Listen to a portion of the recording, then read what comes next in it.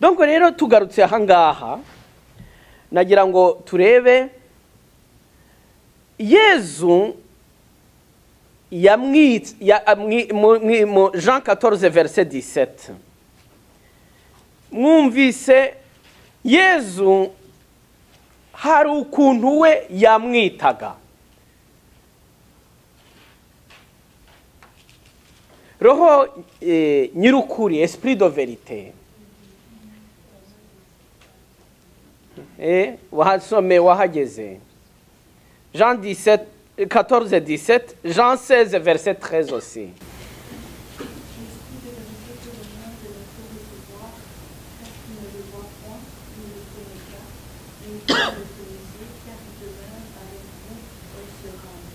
Aha, murabyumva? Ibaze nk'iryo banga rikomeye cyane. Roho nyirukuri, isi yo ntishobora kugira gute kumumenya. Ariko Yesu akavuga ngo mwebwe muramuzi, kubera ko ari muri mwe, il demeure en vous, abana namwe. Nukuvuga ko niba Roho Mutagatifu nyirukuri abana natwe, nukuvuga ko ukuri kwagombye kuba kuri mu mateka y'ubuzima bwacu, n'est-ce pas? Ariko nimureba murasanga, sinzi abo twabiganiraga, dusanga turi muri critique de mensonge buri gihe, sibyo? Kinyoma, kubeshya, uburyarya. Kubera iki? Uwere Esprit Saint. Ndetse hari n'ahantu usanga nko kuvuga ukuri kugira guti wacu mu mateka yacu, ugenda usanga nko kuvuga ukuri cyangwa kubaho mukuri abantu bageraho bakakubwira bati menti exagere, kurakabya, ntabwo uri nyarigenge. Umuntu w'inyarigenge agomba kumenya uko agira ate, abeshya akahikura.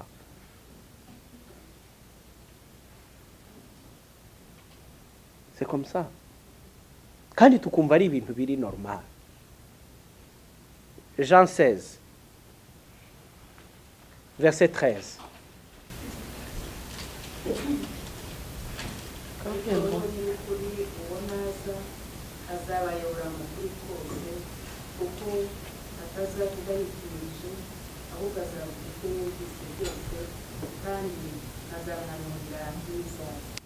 Roho naza wonyine, roho turimo murashaka kumwakira uwo ubayobora mu kuri kose, mwumva mudahita mupfa. Est-ce que vraiment vous êtes prêts? C'est vrai. Ukajya mu kuri kose akakuyobora we ubwe, ntabwo ari wowe icyo gihe. Murabyumva, Yesu aravuga ngo si wowe uzongera kugira gute kwiyobora, nta nubwo uzanayoborwa n'abandi. Roho Mutagatifu ni uzakuyobora ubwe mu kuri kose. Kandi ntabwo azaba yitumirije, azabasobanurira nibizagira gute nibizaza. Iyo ubajije abantu benshi muri kiliziya mu Kristo bwacu, ukabaza umuntu uti quelle est la volonté de Dieu sur toi? Qu'est-ce que Dieu veut pour toi aujourd'hui? Akenshi usanga abantu benshi akubwira ati ubibwirwa n'iki? Umenya utugushaka kw'Imana. Ni gute se waba utazi iyo utazi umugambi w'Imana? Niba mbajije abari nkabaza abayobora ikoraniro, responsable w'abajene cyangwa iyi groupe, nkabaza ngo ni uwuhe mugambi w'Imana ifite ku ikoraniro ryanyu?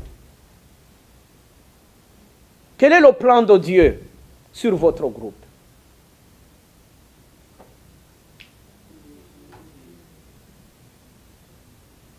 Est-ce que le berger il est conscient de ça? Ntabwo uri imbere y'abantu gusa nk'ubayoboye mu kibuga cy'umupira. urimo urabayobora mu mugambi w'Imana. Quel est le plan de Dieu sur toi, sur ton travail, sur ton projet, sur ta famille? Umugambi w'Imana ku rugo rwawe ni uwuhe?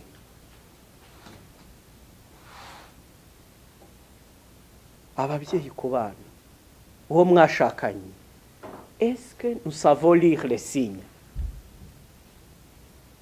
Ibyo bintu turabikurikirana. Umugambi w'Imana ku bujene bwawe ni uwuhe? Pourquoi le Seigneur veut que tu sois jeune aujourd'hui? Aujourd'hui, il veut que tu sois jeune. Est-ce que tu n'es pas gêné de ta jeunesse? Est-ce que vraiment c'est une jeunesse de l'Esprit Saint? Hari abantu babaho igihe cy'ubuzima bwabo kikazarinda kirangira batazi, kikabanyura mu myanya y'intoki.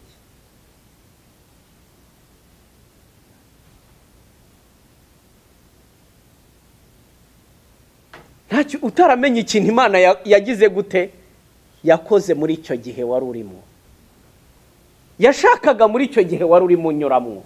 Même les épreuves de nos vies, Dieu parle, Dieu agit. Ku Mana nta kintu na kimwe gipfa ubusa, byose biza bibereyeho kutuzanira icyiza. Romains 8:28. Tout concourt au bien de celui qui aime Dieu.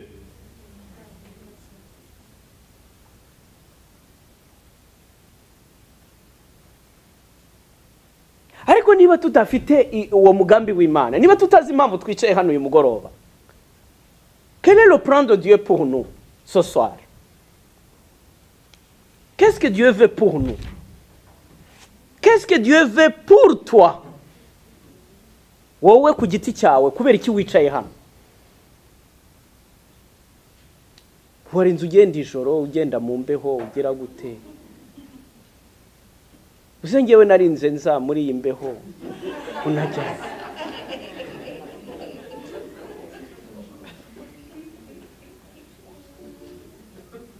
Abantu benshi barambwiraga baturajya he?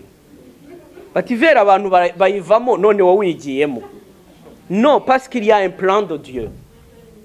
Je dois répondre à l'appel de Dieu.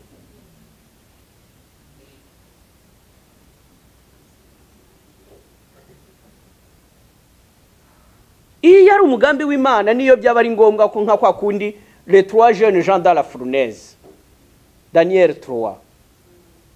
Iyo yari umugambi w'Imana, niyo byaba ngombwa kunyura mu muriro ujyamo, kuko umugambi w'Imana urashaka gucamo kugira ngo Imana yerekane ikuzo ryayo.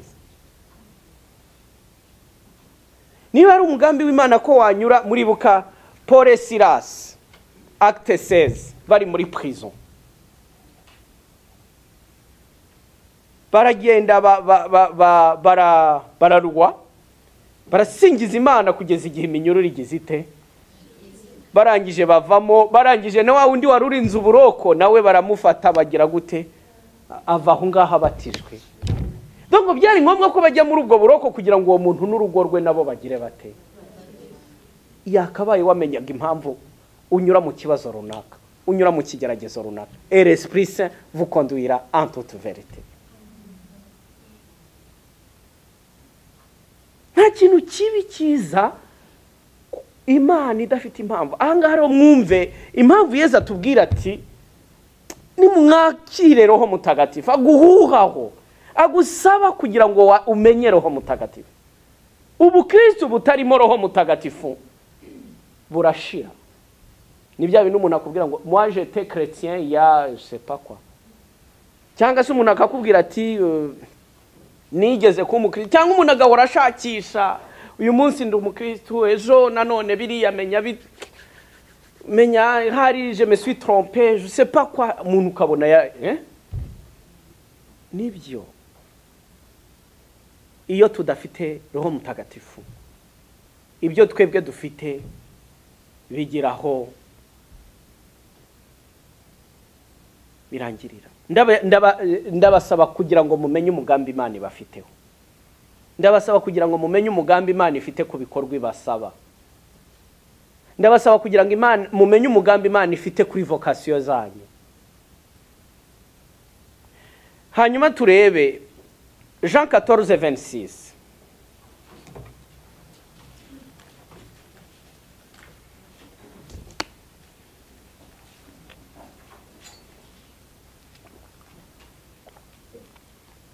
Soma.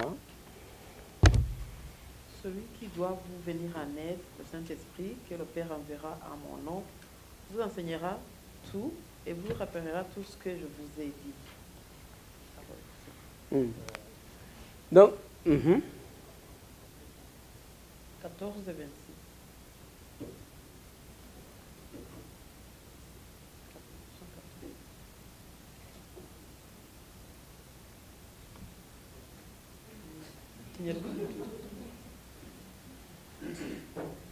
ariko umuvugizi roho mutagatifu data azohereza mu izina ryanjye niwe uzabigisha byose. okay.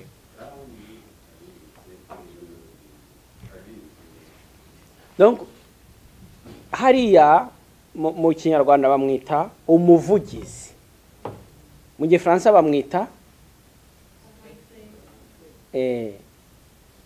mu Kirundi bamwita umuvugizi. Ni ngwiki ninde ufite Bibiliya Kirundi? Ntawe. Donc niwe uzabigisha. Murimo murabyumva icyo roho mutagatifu aza gukora muri twe.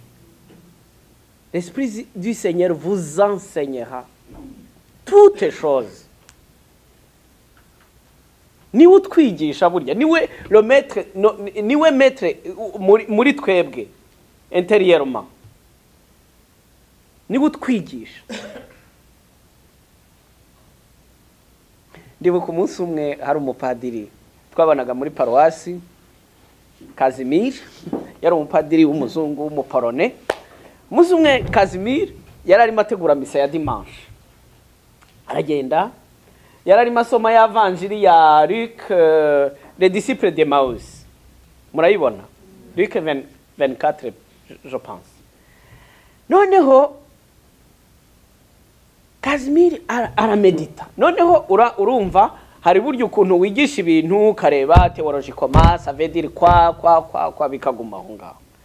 None ariko uwo munsi we aramedita aravuga ngo kuko hari ahantu bavuga ngo Yezu abigishwa be Mawusi byagezeho bamaze kumumenya, oya nako agiye kwikomereza amaze kubasobanurira ibyanditswe bataramumenya, ariko baramubwira bati gumana natwe, n'est-ce pas? Noneho ngo yinjira mu rugo ngo agumane nabo. Mu gihe yamanyuraga umugati baramumenya. None ibyanditswe bitagatifu biravuga ngo arihita azimira.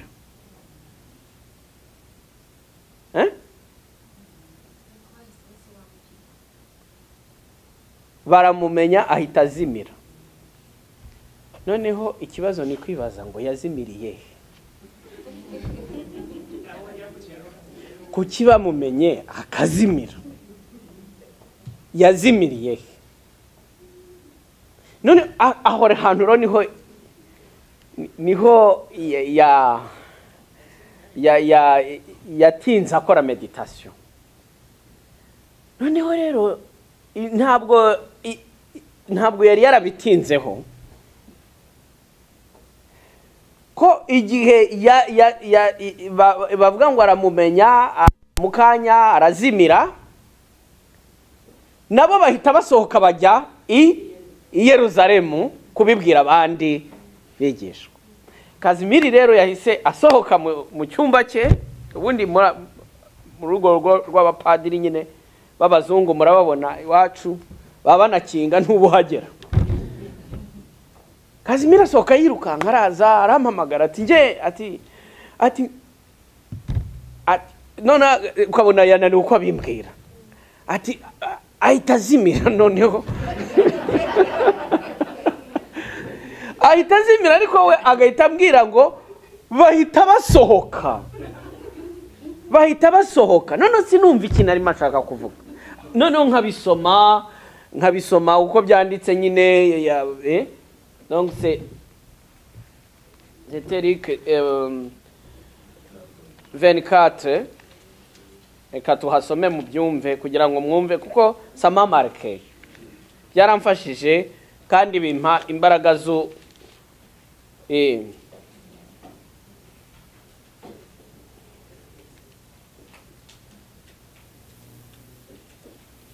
musome verset 30 jusqu'à 33.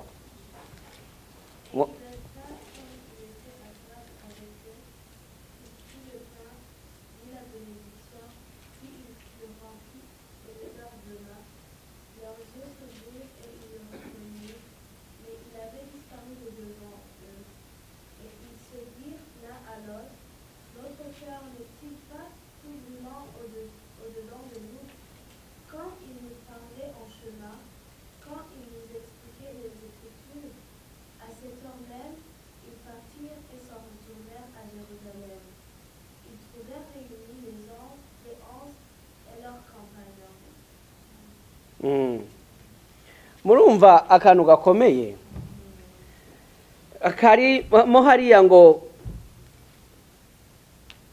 muri verset 32 encore 32 mu kinyarwanda no mu kirundi no mu gifaransa.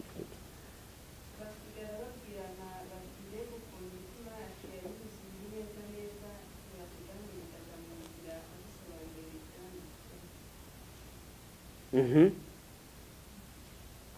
se dit l'un à l'autre, notre cœur n'est-il pas tout brûlant au-dedans de lui? Wari wumva umutima wawe ugurumana?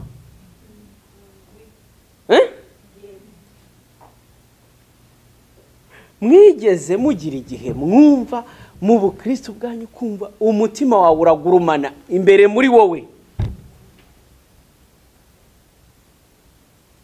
Hari ikintu wumvise, hari ikintu ubonye, hari ikintu umenye ukumva usendereye ibyishimo. Ni ikintu gikomeye cyane kino.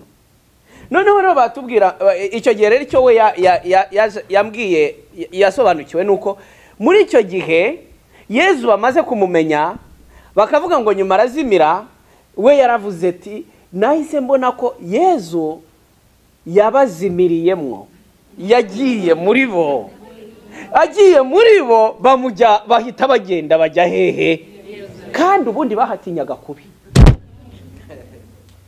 bari bazi ko ariho yabambiwe, nibyo bari batangiye bagenda bavuga mu nzira bamubwira, ni wowe utazi ibyabaye ukize inkuba. Nongo bari muri iyo nzira bavuga bati nceceka yarabambwe, bamwishurwa agashinyaguro, babatindi n'abagome n'ibiki. Yezu arabumva kandi uwo babwira ari nde? Ari we nyine. Arangije agenda basobanurira, ariko bakagenda nk'ubu ni kimwe sibyo? Hari abantu batangiye kugenda bongera kumenya Imana nyuma y'amahano y'amarorerwa y'ibintu byose byagiye biba mu mateka yacu sibyo? Wamusobanura gatangira kugenda yumva sibyo, ariko akumva bitaragera hehe imbere ngo imbere habohoke. Yezu rero amaze kubiyereka muri icyo gitambo cya misa, bien sûr nta Yezu nta Eucharistia sibyo, ajyamo kandi abajyamo. Noneho bahita basohoka, bahita bajya hehe, bajya kubwira abandi bati wowe ntabwo muzi ibyabaye. Bahageze basanga naho yabatanzeyo. Vous voyez, c'est ça l'effusion du Saint-Esprit en fait. Iyo roho mutagatifu hari ibyishimo biba de ton intérieur, hari ni transformation intérieure iba mu bazima bwawe, ibaho ukumva hari ibintu byinshi bihindutse. None ukajya kubona ukabona hari n'ubwigenge ubonye, ukashobora ibyo ibyari byaragize gute, ugasubiraho wakomerekeye, ugahura n'uwagukomerekeje. ukarenga ahantu utajya gushobora kugira ute kurenga, ukagera aho utashoboraga kugera, kubera ko hari ukurimo, nespa, hari noneho ukurimo urimo gushoboza. Hari ibintu byinshi bitunanira kubera ko ubona uvuga ngo sinabyishoborera, ukibona kuri wenyine, ariko iyo hari undi ukurimo uragenda ukagera kure. Ubwo bubasha bwa roho mutagatifu, niyo mpamvu wakiriye roho mutagatifu. Hari ibyo mutagatifu Atanazi wa Alexandria avuga ngo iyo wakiriye roho mutagatifu nawe urasama nk'uko Bikira Mariya yagize ate, yasamye ku bubasha bwa roho mutagatifu. Yezu ukamwumva de ton intérieur, ukajya umugendana, urabyumva, ukamugendana, n'est-ce pas? Urakonsova, utangira gukonsova proje nyinshi z'ubutumwa bw'Imana, n'est-ce pas? Nk'ubu hano ndababwira ngo ariko se indirimbo muririmba hari zo mu Rwanda, hari zo Burundi, hari iyo mugeze hano inspiration ntayo, nta nakarimbo nakamwe murahimba hano muri Canada.